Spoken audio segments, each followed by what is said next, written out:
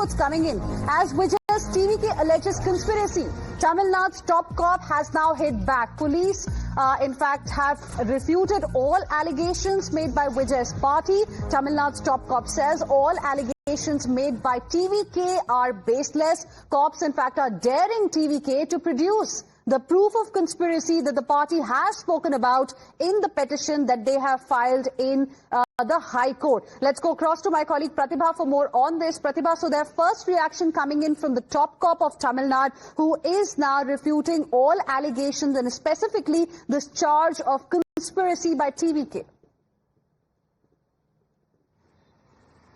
Absolutely. So the political fight rages on, Hina, and the two versions, one from the TVK alleging that there was a political conspiracy. They've raised multiple questions. Some versions from the TVK also going on to say that this was a conspiracy that had been hatched. They themselves have been saying that the CCTVs from the region should be preserved. They are seeking for an independent probe, while on the other hand, the Tamil Nadu Police Department has squarely put the blame on Vijay, going on to say that police deployment was in place, that there have been violations from Vijay's side. And they have also spoken about how very specifically Vijay, the TVK, had been told about the rules to follow, but that had not been followed. They say that there was adequate police deployment in an area like this, in a small town like Karur, which does not have a capacity for such crowds. They say that they had already informed Vijay that crowds should not follow him from another district, from Namakkal to Karur, but that did not happen. So they say that the accountability does not really lie with the police, but instead with Vijay, because these rules had been told very clearly to the organizers. But questions continue to be raised.